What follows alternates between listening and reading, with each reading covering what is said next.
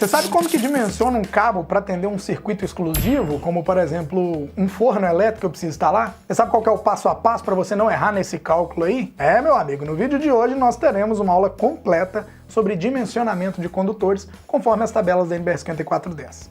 Então, se você ainda tem dúvidas sobre esse assunto, que é dimensionamento, fica ligado, porque eu vou te mostrar alguns detalhes importantes aqui. Se inscreva no canal, ative o sininho das notificações, já deixa seu like, bora pra aula, porque ela tá show de bola.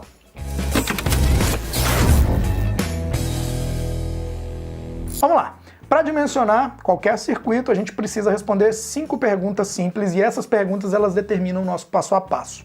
Primeiro, qual a corrente do circuito? Segundo, qual o método de instalação? Onde será instalado isso? Terceiro, número de condutores carregados naquele circuito. Quarto, qual tipo de isolação terá o cabo? Quinto, quantos circuitos irão passar dentro do mesmo eletroduto? Sendo assim, para saber a corrente do circuito, então o primeiro passo é saber a potência dele.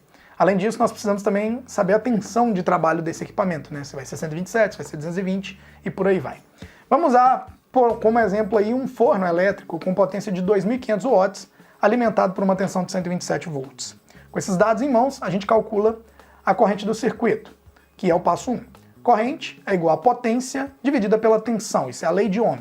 Então eu tenho 2.500 watts, que é a potência do forno, dividido por 127 volts. Isso me dá 19,7 amperes aí aproximado, tá? Bom, agora sabemos que a corrente do circuito é 19,7, guarda esse número aí, que a gente vai precisar daqui a pouco, tá bom? Agora a gente precisa dar o segundo passo, que é saber o método de instalação desse circuito. Esse método ele indica onde o cabo será instalado e, de acordo com o local, um mesmo cabo ele pode suportar uma corrente diferente. Por isso é importante calcular. A tabela 33 da NBR 5410 nos ajuda nisso. Repare que existem diversos métodos de instalação. O mais utilizado nas instalações residenciais é o método B1, onde os cabos estão instalados em eletroduto aí de seção circular, embutido em alvenaria, ou seja, eletroduto instalado dentro das paredes. Bom, sabendo disso então, vamos para o passo 3. Saber agora o número de condutores carregados. Consideramos condutor carregado aquele cabo que será percorrido pela corrente elétrica durante o funcionamento normal do circuito. Para isso, nós precisamos consultar a tabela 46 da norma. No nosso caso, nós vamos adotar 2 condutores carregados, já que é um circuito monofásico a 2 condutores, fase neutra. Revisando então tudo que nós temos, passo 1, a corrente do circuito, 19,7 amperes. Passo 2, o método de instalação é o B1, tá? Passo 3, o número de condutores carregados são 2 condutores. Agora sim, a gente vai para o passo 4, que é saber qual tipo de isolação do cabo. Isso é necessário, pois interfere diretamente na capacidade de condução desse condutor, tá? De forma geral, em instalações residenciais, a gente utiliza cabos com isolação em PVC 70 graus. Sendo assim, com todos esses dados em mãos, podemos definir a seção do cabo para atender esse forno. Consultando a tabela 36 da NBR 5410, reparem que se consultarmos o método B1, 2 condutores carregados, o cabo que suporta os 19,7 amperes é o cabo 2,5 mm², e aí ele vai suportar 24 amperes nessas condições. Beleza, André, então acabou, né? Ainda não, meu querido. Lembra que eu falei que são 5 passos? Falta mais um. Então a gente precisa saber quantos circuitos irão passar junto com este circuito dentro do eletroduto. E aí nós vamos para o passo 5, que é o fator de agrupamento. Isso é muito importante, pois interfere diretamente na capacidade de condução do cabo. A tabela 42 da NBR 5410 ela nos apresenta os valores que devemos adotar para corrigir a corrente do circuito por causa do agrupamento. Por exemplo, se esse circuito estiver em um mesmo eletroduto com outros 2 circuitos, devemos utilizar o valor de correção 0,7, já que passaremos a ter 3 circuitos dentro do mesmo eletroduto. Dessa forma, então, corrigindo a corrente suportada aí pelo cabo, que era 24 amperes, né, o cabo 2,5, nós temos 24 vezes 0,7, e aí a capacidade cai para 16,8 amperes, e não é mais 24.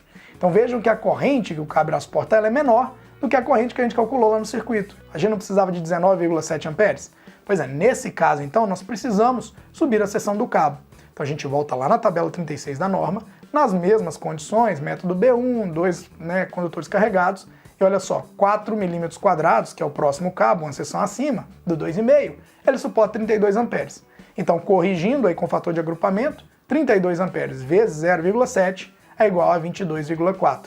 E aí agora sim, esse cabo, que suporta 22,4 amperes nessas condições, ele vai atender o nosso circuito, que precisa lá de pouco menos de 20 amperes. Então tá visto, gente, que um cabo 2,5, nessa situação aí, ele não ia suportar, ele pode sofrer com isso. Já um cabo 4 atende super bem, tá? André, mas eu poderia então botar um circuito exclusivo, abrir um eletroduto e botar 2,5, né? Fazer uma tubulação à parte e botar um 2,5 para alimentar esse forno. Poderia. Só que na maioria dos casos a gente não tem como fazer isso, né? Na maioria dos casos é uma ampliação, uma reforma, então você tem que passar o cabo junto ali. Então tem que calcular, sim, o fator de agrupamento, né? Fora a taxa de ocupação, que se não der para passar, não vai. Bom, para quem ainda tem dúvida sobre fator de correção por agrupamento, a gente tem um vídeo onde a gente demonstra na prática o agrupamento, né? Como que ele interfere na temperatura dentro do eletroduto. Inclusive, eu vou deixar ele como sugestão aí para que você assista depois dessa aula aqui também, tá? Aí você aumenta um pouquinho mais o nível de consciência. Esses cálculos de agrupamento de circuitos, eles servem tanto para circuitos monofásicos como para circuitos trifásicos, tá? Então é a mesma ideia, vamos falar assim, tá? Além disso, também podem surgir mais outros dois fatores, que aí vai para o passo 6, passo 7, que a gente deve levar em consideração no dimensionamento de cabos, né? Primeiro, que é o fator de correção por temperatura, então dependendo do local que foi instalado, tem que fazer esse FCT, né? Fator de correção por temperatura, e tem a queda de tensão. Se a gente for o fator de temperatura usar ele, eu particularmente, eu só levo ele em consideração quando você tem ambientes muito quentes, como uma caldeira, né, uma caldeiraria, né, alguma coisa assim, ou ambientes muito frios, quando a instalação dentro de um freezer, né? E a queda de tensão, eu só levo, e é uma coisa pessoal, tá? Eu só levo em consideração quando o circuito é muito longo, em média acima dos 30 metros, né? Aí eu começo a me preocupar. Mas, gente, conferir é melhor do que confiar, sempre, tá? Então, vai ali e calcula mesmo sabendo o resultado. Se você é projetista e já usa softwares para isso, é só conferir mesmo, porque o software já faz os cálculos pra gente, tá bom? Bom, tá visto então que não é só pegar uma tabelinha, né, e achar que a corrente do cabo está de acordo com a seção dele, e aí é botar o cabo lá. A gente precisa seguir os passos que a gente aprendeu aqui hoje para ter certeza de que dimensionamos corretamente aí cada condutor, tá? Eletricista que confia só nessas tabelinhas pode estar cometendo erros graves, e eu tenho um vídeo sobre esse assunto, tá? Agora me diz, o que você achou da aula de dimensionamento de hoje? Você também leva em conta todos esses dados no dimensionamento, ou teve alguma novidade para você aqui? Comenta pra gente aí, ó, eu também faço assim, André, ou não? Aprendi todos os passos aqui agora com a Engerral. E sobre a oportunidade que eu falei também de se tornar um aluno VIP do curso de eletricista profissional da Engerral, vai aparecer um quadradinho logo abaixo aqui, ó. Você clica nele e faça a sua matrícula. Vem se tornar um eletricista profissional certificado pela Engerral. E assim, o que os alunos mais gostam desse curso é o suporte exclusivo via WhatsApp ou pela plataforma de ensino, que funciona de 9 da manhã às 9 da noite, de domingo a domingo, bicho. É todo dia que tem suporte. Suas dúvidas são tiradas praticamente na mesma hora. Por isso que eu recomendo o nosso curso, tá? É diferenciado